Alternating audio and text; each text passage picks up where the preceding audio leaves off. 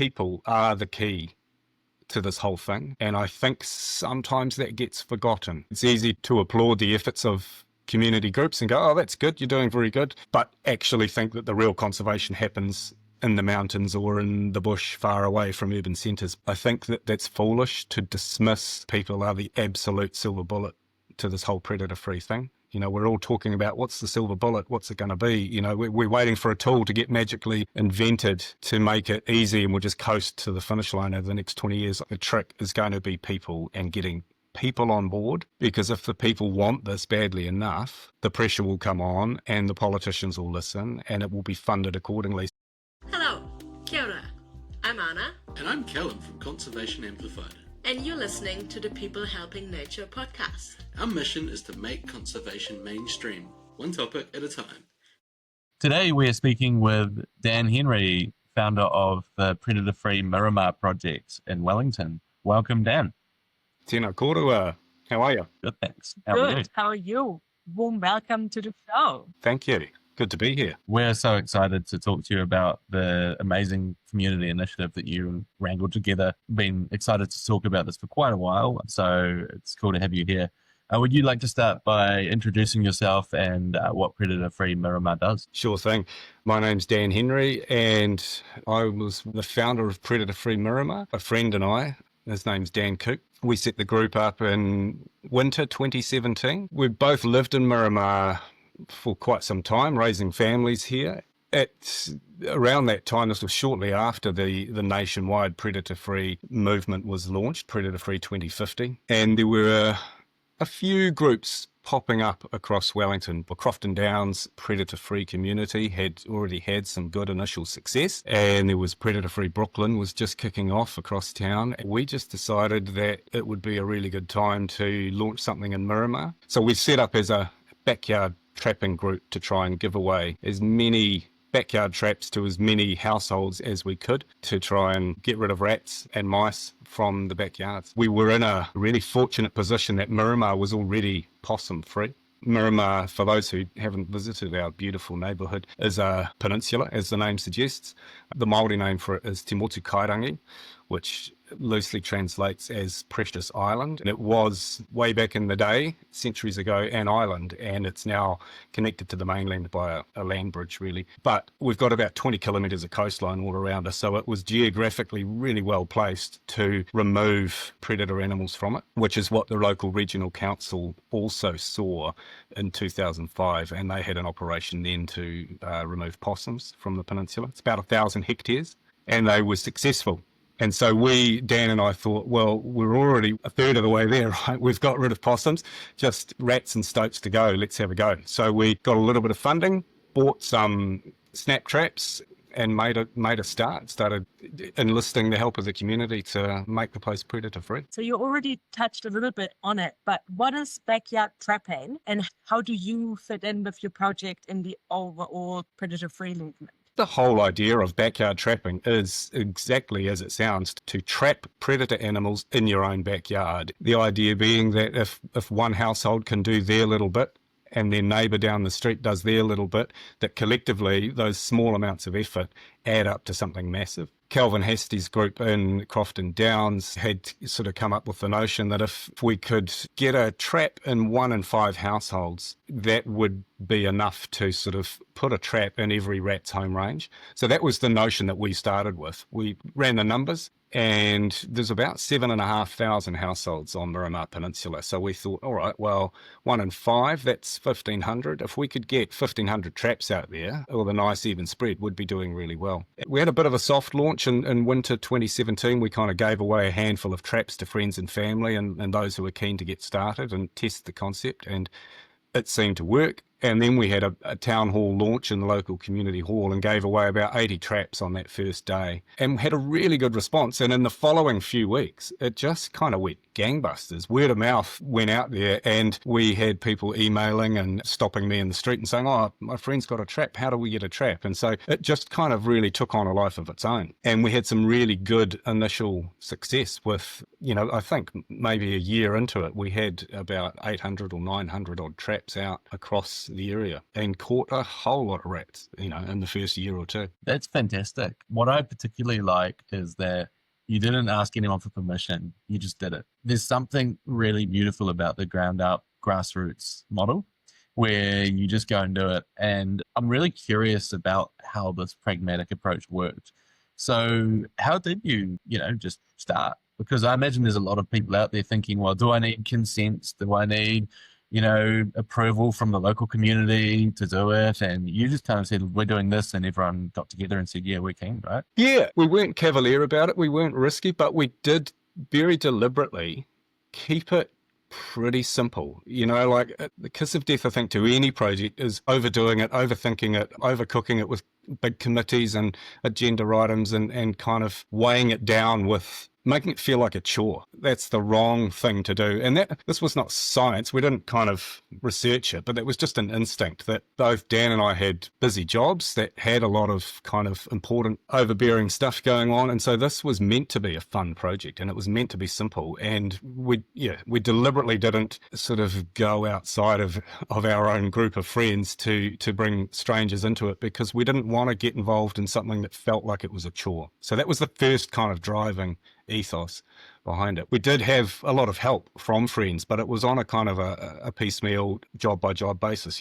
Who wants to come and help us build a few traps in a garage this rainy Saturday? And we'd sort of get a list of people, and they'd come and do it, and that would be that. We have a really strong relationship with Predator Free Wellington and their eradication across the city, and that's been there right from the start. James Wilcox was at our town hall launch in winter 2017, but because they're a big operation and they were operating across a whole citywide landscape, it took them quite some time to get their operation up and running and get all the 3,000 permissions they needed across the landscape. But we had their support right from the start. And because we were really organic in our approach, we weren't imposing ourselves on anybody. So we could be pretty simple and nimble. We just simply put up posters around cafes in the neighborhood and had flyers on the coffee shop counters saying, want to help get the rats out of Miramar and bring back the birds in the bush? Send an email to this address. And it was a really simple proposition. We were inundated with people wanting to do that. Because we weren't forcing it on anyone, we weren't knocking on doors and saying, you must take a trap. The only people who were involved were those who had shown an initial interest. And that meant that we had a lot of buy-in early on. We had a really active Facebook group right from the start, which was pivotal to our success, because the difference between a Facebook group and a Facebook page is that a group allows all voices to be heard, and you all kind of post as yourself. So I would put posts up as Dan Henry, and my photo was there, and it was all very transparent, as opposed to a page where you might have a rather anonymous avatar posting and no one really knows who it is. And is this some sort of covert council thing? Do I want to be involved in this? Or, who is this person behind the icon there? The transparency, I think, really helped get people on board. They knew what they were getting into. One thing that I didn't fully understand until we spoke last week was how you tie into Predator Free Wellington. Can you just give us a quick overview of where you're different and where you actually cross over? Essentially, we're the community-run, grassroots, volunteer backyard trapping group. Predator Free Wellington run a citywide eradication that began in Miramar, around the same time as us. But it was 2019 when they first made all their traps and bait stations live and began to do their eradication. The way we've come to work now is our group have kind of stepped out of the backyards. I mean, there are plenty of mice, but there aren't any rats to speak of in the backyards in Miramar at the moment. So over time, our group has evolved into a volunteer army of trappers who head out every weekend and during the week sometimes and run the traps around the coast and in bush reserves, and essentially work as a volunteer field team to plug in to the eradication efforts for Predator Free Wellington. We use all the same traps and bait stations on their project, and they still use traps that we've put out ourselves in the bush. We all look at the same project on Trap NZ, and we share. There's a really good constant flow of information between the two groups as to what people are seeing. The lines over the years between a staff of 30 at the Predator Free Eradication and our volunteer army have really blurred over time, and it's just working so well. I love that. That is just like collaboration left, right and center. And from what I'm hearing, that works really, really well. You already touched on the community buy-in before. So for me, urban areas are quite a dynamic space. There's lots of different niches of society. So once you had your kind of initial movement rolling, how did you go about involving people from all walks of life? It's been such a success story on that front. And it's not something we necessarily set out to do. We didn't, it was a really simple proposition. Should we put out a bunch of traps and kill a bunch of rats? Yeah, let's go. So we didn't have a strategy around that. It just evolved and grew as we went. Miramar is, as I say, there's 1,000 hectares on the peninsula, and there's probably 20,000 people that live, work and play here. There's a huge range of socioeconomic areas in Miramar, from mansions to community housing and Housing New Zealand flats and everything in between. I think backyard trapping probably still is quite a middle class thing. It's because if you are comfortable, if you have your own home and you are well enough off, then you have time to kind of put your head up and look around and go, what else can I do? How can I contribute in a meaningful way? And for many, they don't have that luxury. So when we kind of looked around at who was represented in our group and who was helping with our working bees, it was not particularly representative. And we also looked at where we had trap coverage. After a couple of months, we were plotting where all the traps were. They're all logged on Trap NZ. And there were quite big gaps around some neighbourhoods that we really hadn't got into. So we started doing mail drops in certain neighbourhoods where we didn't have enough coverage. And that was really useful. It allowed to bring some visibility of our project to those neighbourhoods, which was really good. But I think for the early part, the early people that adopted our backyard trapping here were driven largely by wanting to do better for the birds in the bush. It was a conservation imperative. They were in it for the nature. But we realised after a while that wasn't the driver for everybody. And I had a text from an unknown number one day saying, could I have a trap? We've got rats in our ceiling and I can't sleep. And I got in touch with this person. Their name was Daryl, and they were in a Housing New Zealand house in Strathmore Park. I dropped off a trap to him and I showed Daryl how to use it. And he said, oh, yep, sweet. And then I didn't hear from him for a little while. And 2 weeks later, I got another message saying, I've killed 21 rats. Can I have another trap? And I was staggered. I went back around there to take him another trap. And he said, he would basically set the trap, put it in the hot water cupboard, and he was just sitting back down into the couch when he'd hear it bang, it would go off and he'd killed another rat. So he was so super grateful and super stoked that got rid of this problem. But for him, it wasn't about wanting to see tui in the bush. It was about needing a peaceful night's sleep and having a healthy home. So I gave him another trap and again, didn't hear from him for a little while. And then he got back in touch and he'd offloaded it to the neighbours and he was helping them kill rats. And long story short, Daryl had about a dozen of our traps over time, and he would just move them around the neighbourhood to wherever his friends and neighbours needed them. And, I outsourced almost the entire suburb to Daryl to look after. And he'd had them down at the community hall and tucked under a flax here, and he'd keep feeding back to me how he was getting on. But it was fantastic for him in that it gave him a reason to be out of bed in the morning and something to do. It gave him a sense of purpose. It really helped him hold his head high and kind of feel proud about his input. And for us, it was hugely beneficial because it got coverage into an area where we hadn't been able to really get a lot of reach previously. By this stage, Predator Free Wellington had their eradication running, and it was really difficult for them in their high-vis vests with lanyards and IDs to go and knock on every door and say, we need coverage in this area because we've got a rat problem up behind you. There were a couple of households that were difficult for Predator Free Wellington to get into, such as gang pads and things where, those people had had a negative experience with authority of all shapes and sizes, so they didn't want some stranger do-gooder knocking on their door and asking to have regular access to look after a bait station. But old mate Daryl down the road was a far less risky proposition. And so he was able to sort of get some coverage into those areas that would have otherwise been really, really difficult. And we couldn't forecast this. We didn't know this was going to be a thing, but we learnt along the way. And it was a really good reminder that there's a place for everybody in this movement and that everyone can bring something valuable to the table. Yeah, for sure. Just a sort of a footnote to that story. Daryl actually died a couple of years ago of cancer in his 50s, which was terribly sad. But on his order of service at his funeral, the photo that the family selected was a shot of Daryl holding up a massive dead shipwreck hanging out of a Victor trap and looking proud as punch. So it clearly meant something to him. That's amazing. It's like you say, the motivations aren't necessarily just to see more birds or kill the body of the whenua. It can be many different reasons, and it's so cool to see that Daryl got identity and purpose, and that the value went both ways as well. Oh, it really did. And yeah, I mean, the motivations for people getting involved, the number of people who would initially say to us, we might have a stall set up at the garden centre on a Saturday morning to give away traps. And people would say, oh, we don't have rats.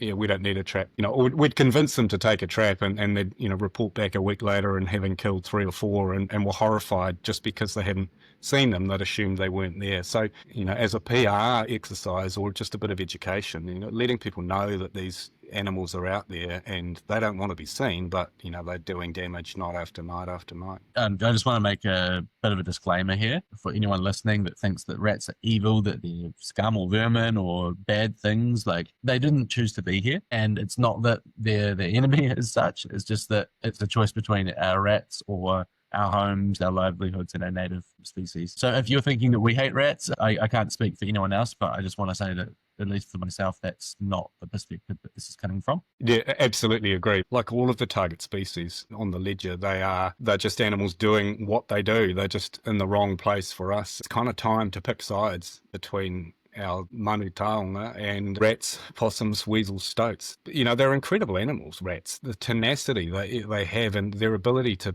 survive anywhere and move with humans to the far corners of the globe and, adapt and thrive is unsurpassed. We just would prefer to have piwaka waka and tui and keraru in our backyard than rats. 100%. And I think we can't underestimate how smart rats are, because if they have a bad experience, they might not go into the next trap anymore and possibly even teach that to their offspring. So how do you manage the balance about keeping people engaged, but also ensuring that we don't end up scaring the rats off with bad trapping practice? I mean, trap shyness is a thing. I'm sure that it is. Honestly, we didn't pay it a whole lot of mind early on. What we did do was try and keep it simple with our instructions to people. So when we gave out traps, we always show people how to use the trap, how to use it safely so that they don't hurt themselves, but also how to use it correctly, how to bait it correctly, how to set it correctly, and gave them just enough information that it didn't seem burdensome. I just kept relating it to myself. If I was coming to this for the first time, what would be important to me? I think if you overload people with too much information and make it sound too scary or too detailed,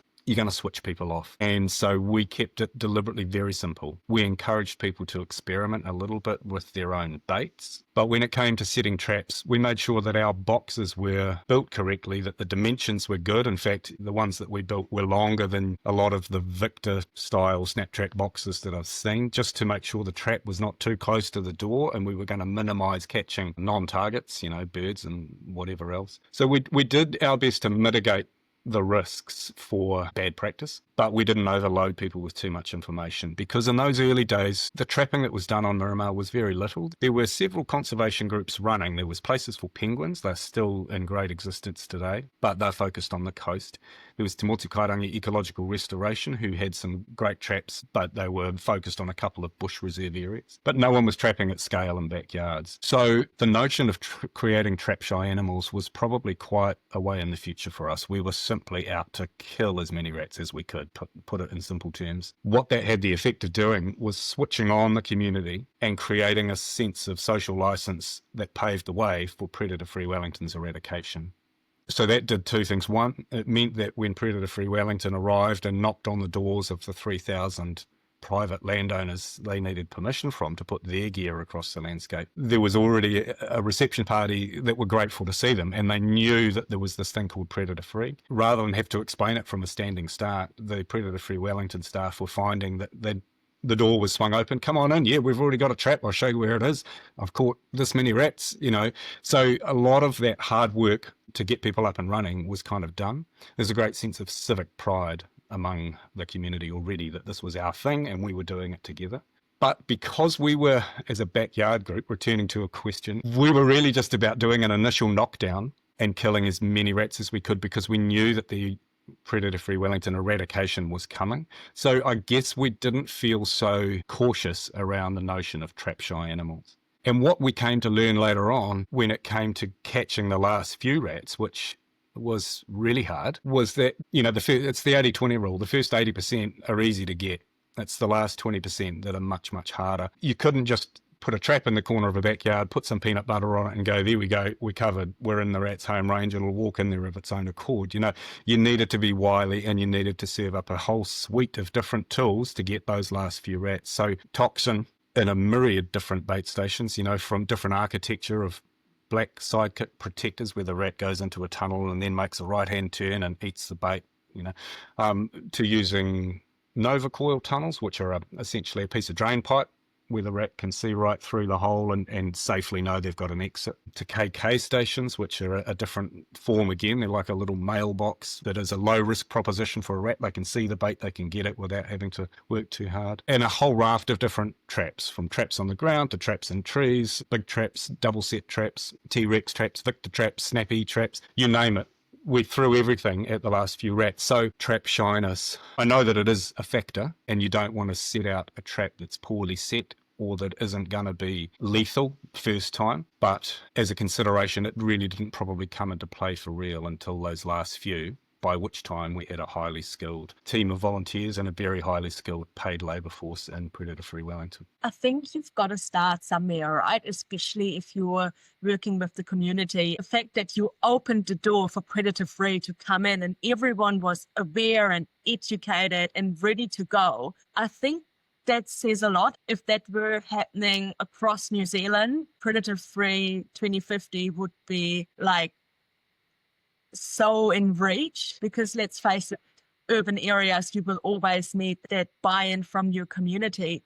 But how do you measure that success that you're having for both the community well-being and the biodiversity? I mean, you are so right, Anna, that people are the key to this whole thing. And I think sometimes that gets forgotten. I think it's easy to applaud the efforts of community groups and go, oh, that's good, you're doing very good, but actually think that the real conservation happens in the mountains or in the bush far away from urban centres. I think that that's foolish to dismiss the efforts of communities and of people as less relevant, because I think people are the absolute silver bullet to this whole predator-free thing. We're all talking about what's the silver bullet, what's it going to be? We're waiting for a tool to get magically invented to make it easy and we'll just coast to the finish line over the next 20 years. I think the trick is going to be people and getting people on board, because if the people want this badly enough, the pressure will come on and the politicians will listen and it will be funded accordingly. So 2 silver bullets then, people and continuity of funding or surety of funding, knowing the resourcing is there and this is not futile and the rug's not going to be pulled in 2 election cycles time, but in fact we're going to see this through and there is the will from across all political spectrums to see it done. I hear something in what you're saying, and in my business hat, I always think about judging success in terms of lead metrics and lag metrics. And are you saying that, like, yeah, we can look at lag metrics, like say the level of rats that are on the peninsula, but actually the lead metrics like people and funding are something that we need to really focus on? I think you need to be able to measure success in whatever terms in order to prove that this is worthwhile. And I think that has been a problem for a little while. We have plenty of metrics that prove that we've done a good job. Right, 71% increase in native birds in Miramar over the last few years, a 500% increase in Waka fantail. Wow. 150% increase in tui. A huge. Those stats are robust and they stack up. But in terms of successful communities, as we touched on, birds are not the driver for so many. But when you look at the other benefits that maybe weren't there at the beginning, as I say, our flyer that went out originally was want to help bring back the birds. Well, what we've ended up doing is creating a really resilient, connected community that is plugged into each other and cares about what goes on in its neighbourhood. Neighbours who didn't know each other are now conversing over the fence around how many rats they've caught, or are those tui nesting in your flax, which is really exciting. There's a lot of talk about resilience in terms of earthquake preparedness or tsunamis, whatever. So knowing that, because you've worked on a working bee with your neighbour and you learned that they were an engineer or that this one was a doctor or a nurse, those things are critical to knowing who's in your neighbourhood and how could they help if there's a natural disaster. So those kinds of things. The healthy homes we touched on was people being able to sleep better because there aren't rats in the roof, or that, they haven't got pipes being chewed through. All of these things are benefits that fall out of this initiative that began as a pretty narrow conservation initiative. Those are wholesale benefits to insurance companies, to health providers, to our housing estate, Housing New Zealand, city housing, private housing. All of these entities and spreadsheets, they all benefit from the work that is being done by communities in the name of conservation. So what we need is the ability to put a ruler across that and measure that, and then ask those outfits to pony up and fund it accordingly. And that doesn't seem too hard, but I think there's a mental block with our funders and our purse string holders and our regulators. But I think it's one that we can overcome quite easily. We haven't even touched on mental well-being. The self-reported mental well-being of people who are involved in pest animal trapping is head and shoulders above those who are involved in other forms of conservation, which again is much higher than those who are not involved in conservation. So if you have a trap in your backyard and you are catching rats and bringing back birds, your grey matter is going to be better off for it. Yeah, and that's not airy-fairy claims out of the sky. There's actually quite a lot of science behind this. There's been quite a bit of research on the social benefits, the social capital, the ecosystem services that come from doing this type of thing. That is the gap between soft benefits. And when I say soft benefits, I mean there's not a solid dollar value that a specific individual or organization gains. People say that's nice, but the money doesn't necessarily change hands unless it's forced or legislated. That's right. That's the crux of the problem we're facing right now, is that comes into the lack of awareness, but the lack of awareness comes into the lack of pressure for legislation to change. That's right. It's hard work. It's about switching communities onto this and allowing people enough room just to do this in their own way and have success, and then check in with them and say, is it working? How'd it go for you? Like the friendship thing is huge. And again, it was not something, I didn't set this up because I wanted to make friends. But some of the very dearest people to me these days are those who I have met through doing this mahi. And I number among them those in other projects across the city, people up and down the country, but also in the immediate neighbourhood here. Every Sunday morning we're out around the traps doing this work and checking cameras and monitoring chew cards and responding to possible sightings of rats or whatever it may be. And it's just a real good tonic to kind of meet up at the boot of a car with these people and solve the world's problems in a few minutes, and then head out either paired up or on your own and have a bit of quiet time and have a reason to then get together for a beer a few weeks later to decide where we're going to go next. What are we going to do? What's the next initiative? Should we have a Christmas party?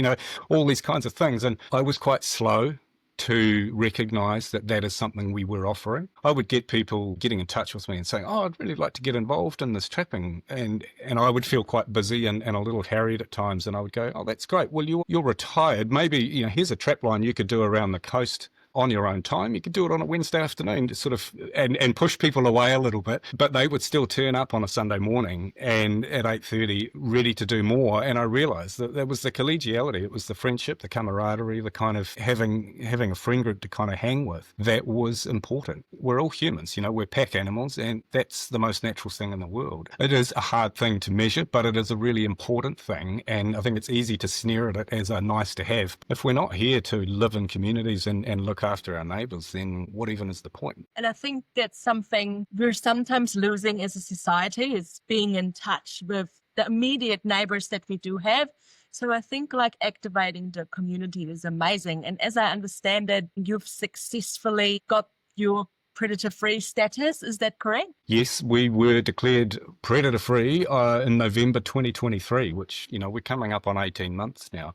And it was huge. It is huge. It was hard fought. It took a long time to get those last few rats. And we have had rats return since then. We have had incursions that we've had to deal with. We're not an island. The traffic movements in and out of Miramar every day, I don't know, they would number in the thousands. We have an international airport. We have supermarkets. We have trucks coming and going. We have ships coming and going. So rats have got back on, but we have successfully got rid of them every time. And so it's about being in the right frame of mind around it, knowing that being rat-free is a temporary status and it requires perpetual vigilance, basically. So having the tools in place to recognise when something gets back, and that those tools are numerous, but they are among them low-tech stuff like a chew card, with a bit of cornflake, with a bit of peanut butter, tacked up to the bottom of a tree. Rats love it. And you can tell by looking at it whether it's a rat or a mouse or a hedgehog or a cat or a Labrador. That's at the low-tech thing. And we have motion-activated trail cameras as well. And they're sort of dotted around with an automatic lure pump near them, pumping out just a little bit of mayonnaise every night. And so we have a team of volunteers who go around and check all those cameras, swap out the SD cards, check the batteries, make sure the mayonnaise is still pumping nicely. And then we review all those images. We kind of upload them to the cloud and cycle through and look and see if we're seeing rats, mice, or stoats. If we do see something that's problematic, then there is a protocol for what happens next, and that's normally a phone call with Predator Free Wellington and just plan the response. What is it going to take to get rid of this animal? How widespread is the issue? Is it an adult male rat or is it a juvenile? If it's a juvenile, we've got a breeding event and we need to respond slightly differently. And we're fortunate we haven't had any juveniles back. And as Predator Free Wellington's eradication rolls west across the city, that our job in Miramar is going to be easier and easier because the pressure on our boundaries is going to be lessened as more suburbs to the west of us are made rat-free. Congratulations. Yeah. What a amazingly big milestone to achieve. That's awesome. And a world first, correct? As I understand it too. Yeah, absolutely. I mean, it's a complex place that we live in. As I say, 20,000 people, 8,000, 7,000 households, world-class movie studios, houses of all kinds and shapes and sizes, international airport, all of that is pretty complex. I don't know, a dozen schools from primary through to secondary and some of the best cafes and restaurants in the city. So food everywhere. You know, the opportunities for rats to thrive are numerous. We've got cliff edges with heavy bush on them and Tradescantia and blackberry and all the weeds that provide good accommodation for rats, a safe environment to kind of thrive. So it has been a real challenge, but it's been a really good place to start because it's proof of concept for Predator Free Wellington's eradication. If they prove they can do it here, then the rest of the city is possible. I'm not going to say it's a cakewalk, you know, there's a big landscape ahead of them, but they know how to do it and they are speeding up and getting better and faster and cheaper, and that's massively significant. Yeah, I think like you touched on the mindset of it, and I've heard from people saying maybe Predator Free isn't realistic. I personally think it is, but that's a matter of opinion. But I think it's important for us to think, well, rat free, at least at this stage, is temporary, and it's a matter of how we address it. To keep it that way is really critical, to have that mindset, because that's a pragmatic approach that we can apply nationwide, and that's, at least I believe, that's the approach that's going to get us to what we can think of as predator free in the future. Oh, you're so right. You know, everyone who signed up to this kaupapa here in Miramar, I think they did so because it was a really clearly stated vision. It was predator free. We're going to get rid of the rats.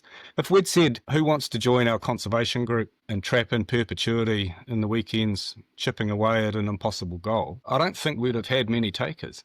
But if you give people a clear vision and something to get excited about, a moonshot, then they'll join in the droves. No one asked to sign a contract and say, I'm only going to do this if you say that this is actually possible. They're like, predator free? Yeah, let's go. Let's get on board the train, you know? And I think that is what is catching to people. They've got a vision they can get behind. If there is the leadership there that says, yeah, we can do it. I'm here, you know, in the front of the queue. I'm saying we can do it. Follow me. I think that is hugely important, is to have leadership and have someone who says, you know, thumps the table and says, let's go team. I'm here for it. And I'll be there at the finish line to applaud you on. At the risk of firing shots, I think that leadership is lacking nationally at the moment. That's not a criticism of any one person, but I think having someone that you can look up to, I don't know how many groups there are around the country now doing this thing. It'll be in the thousands. They're all doing great work, but I think at times those groups will all need to put their head up and just check that the teacher's watching. You know, is someone there to tell me I'm doing a good job? You know, is this still worthwhile? Are we all still doing the same thing? And I think if we dilute things and get too confused about what the goal is, or we start prevaricating and kind of losing our nerve, then I think we're really at risk of losing all the gains we've made, and people will go and take up golf or mountain biking or, you know, ocean swimming or something instead of trapping. And I think that would be a real crying shame. Yeah, absolutely. And I think the leadership point is a really good one. You know, it's important to have a clear vision, but I think it's also important to ensure that there is continuity in the organisation, whether that's a volunteer group or a ministerial department or anything in between. One thing that we've seen time and time again in the community conservation space and trapping also is quite often these groups are run by one or two or three key individuals. For example, yourself and Dan. How do you ensure succession so that when someone inevitably needs to move on for whatever reason, that the group doesn't collapse, but that the gangs are held for long term? It's absolutely true that these things are run by individuals and that often succession plans and stuff are not well thought of. If you'd asked in 2017 whether I'd still be doing this in 2025, I wouldn't have had an answer, but I probably would have laughed and thought, no, I will have moved on to something different. That's not to say I'm not enjoying it. I'm loving it still, and I'm really grateful at all the people who've got on board this idea. I think what you've described is simply a reality of successful movements. I think if we'd overthought that too much, Callum, and tried to put in place a system whereby it could be done by anybody at any time, and it was this kind of anonymous thing that anyone could take over, we would not have been as successful as we have been. I got hit by a bus, and then it would be difficult to kind of keep it going with the same energy and momentum, but not impossible. And the reason for that is that it doesn't belong to me anymore. Dan and I set this thing up, but it belongs to the community, and it is a movement that people feel really passionate about, and it will just rear its head in some other way with someone else doing their version of it. That is the future of this thing, is growing it to a point where it's something that people care so strongly about that it is impossible to kind of lose the momentum. Yeah. We're rat-free now, and the job is to continue to be rat-free, but we're already talking about bird habitat and planting trees and creating nesting boxes for the kaka who have visited in numbers but haven't yet stayed the night. You know, beach cleanups, penguin nesting boxes, all of those things are possible. And now that we've got all this energy from people and all this goodwill, we can pivot that in any direction that's required. I think what you're saying right now is that Predator Free Miramar actually created a culture change within your community. For me, that'll be the dream for New Zealand, if that culture change can start to like affect other areas, other communities within Aotearoa. I think Wellington has something really special going, and I hope that the rest of Aotearoa will adapt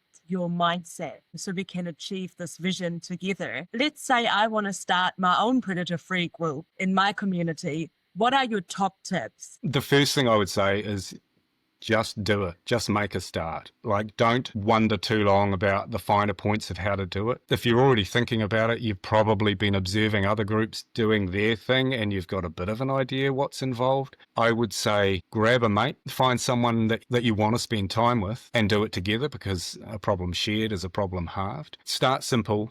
And try different things. Don't be worried about failing, because you can make changes and pivot to the next thing. There are heaps of resources out there already. You know, Doc has some great trapping guides on best practice trap designs and how to set things carefully and good placement. But, you know, look around and see what's happening in your neighbouring suburbs. Are they doing things? Could you plug into that and kind of, you know, do your thing in your neighbourhood that complements what's happening elsewhere? And ask for help, because people want to help. The other thing I would say that was pivotal to us is hook into your local businesses. Who have you got in your neighbourhood? What makes you unique in your suburb? What have you got? Where do people congregate? Is there a great cafe that, you know, that does all right, that you could kind of hit up for some funding or some prizes, or have your meetings there, or whatever it is? You know, bring the trapping into the real world so that it is relevant and visible to people. We gave away Fix and Fog peanut butter rat bait at one of our best local cafes, the Larder Cafe, and they had a box of pre-made peanut butter and rolled oats stashed under the counter, and we directed our trappers there and said, if you want some of this great high quality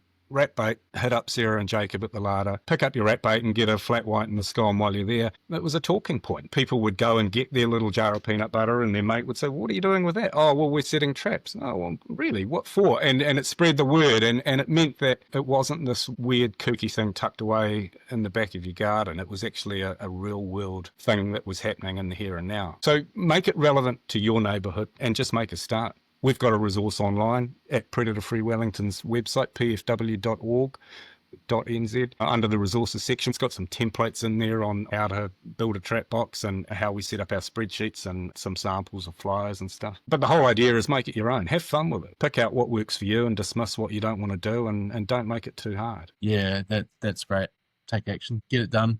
Looking to the future, you've done some really cool things. What is the future vision for Predator Free Miramar? Future for us is going to be keeping vigilant and making sure that when rats do get back on Miramar, that we're able to get on top of them really quickly and stop them from breeding. Nesting boxes for the likes of kaka and kakariki and things is something we're turning our attention to now. We've got some plans and we're going to start building some of those. And enjoying the success of other groups across the city and feeling a part of that. I think one of the tricks to Predator Free Wellington's eradication has been growing the movement across the city, not doing one suburb and then turning your back on it while you look to the next suburb, but seeing it as a whole that gets bigger and bigger and bigger. So allowing people to feel part of it and feel connected and feel responsible and be proud of that work, that's going to be key in the future. Back to collaboration, right? Like it's being one big unit rather than insular little silos that are trying to achieving the same goal, really. Yeah.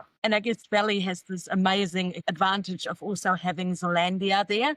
So you're kind of having the birds at your doorstep that can filtrate through those healthy habitats that you're creating. Oh, it's been huge. I have this dream for the future of our country where, when I was a bit younger, people would say, you're wearing the Billabong shorts or you're driving this brand of car. And it was like, the consumer brands were the cool thing. I want to see a future where we source pride and source status from the nature that's in our community and we source identity from that. It sounds like we're seeing the seeds of that come to life. I think so.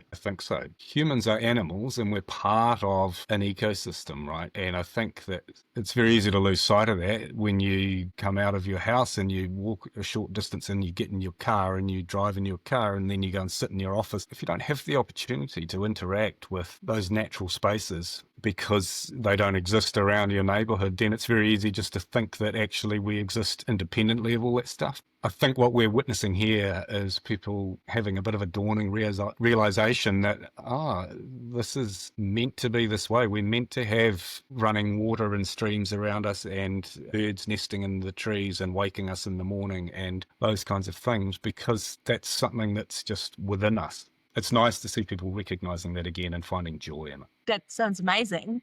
And I think it's the reconnecting to the ecosystem, right, that we really belong to. So Dan, what does a healthy ecosystem look like to you? I think a healthy ecosystem is one where the humans recognize that they are part of an ecosystem and that they contribute in a positive way to those ecosystems. So people don't think twice about picking up rubbish dropped by somebody else because that's the right thing to do, or where conservation is something that we do as a matter of our day-to-day existence. Clean water, the right trees in the right place, not just planting Bahutakawa because you think it's a New Zealand native Christmas tree and it can go anywhere. If it's not meant to be there, then plant whatever species should be there. Eco-sourcing seeds and making your local ngāhere environment thrive and restoring it to the way it may have been back in the day and bringing the bird species back and taking time to enjoy that. For me, that's a healthy ecosystem. That's beautiful.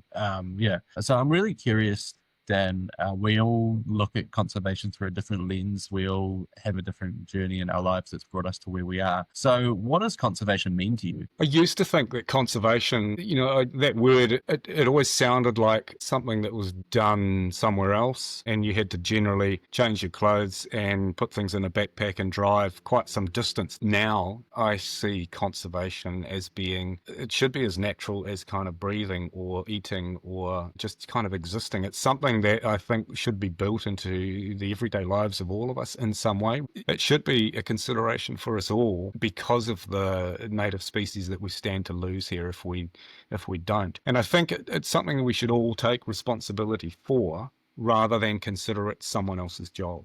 And I think that would be a pivotal change if people all considered it something that they could do rather than leave it to a few, then that would be a sea change thing. Yeah, harder. I second that. And I think by bringing conservation into urban areas like Predator Free Miramar is doing, that's the crucial first step for that to happening. You're bringing conservation into people's backyards and then reconnection happens.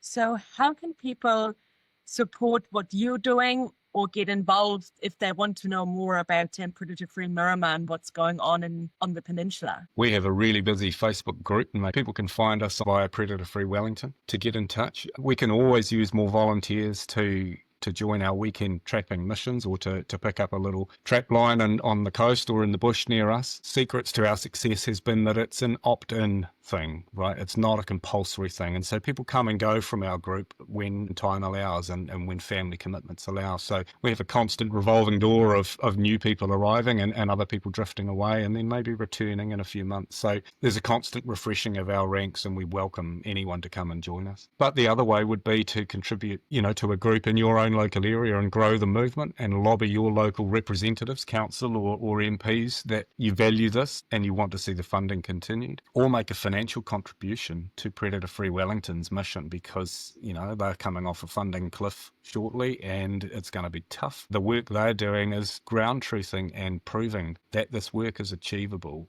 across the countries. It's critical that their work continues to succeed at the rate of knots that it is, because they're writing the blueprint, the recipe book that can be used by groups up and down the country to get this thing to the finish line in 24 short years. I'm actually really inspired by our chat today. It's been so fascinating just seeing how you've created social license and a can-do attitude rather than maybe those guys over there will do it.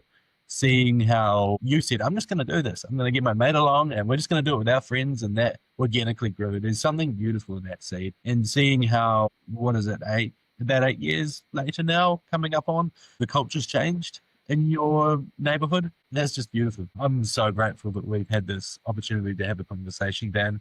Thank you for coming on the podcast. Thank you for doing what you do. Yeah, and thanks for inspiring people to do similar things all over the country. Oh, it's been fantastic. Thanks, Callum. Thanks, Anna. It's been a fun chat, and I feel like I've only scratched the surface. There's probably a lot more to say, but maybe we return in a few years. I just hope that, there are others out there who are excited to get amongst it and do something similar in their own neighbourhood and keep this thing rolling. No, likewise, just echoing what Callum said and just really encouraging our listeners to get started in their own community, in their own backyard. Kia ora, Dan. Thank you. Thank you. Thank you.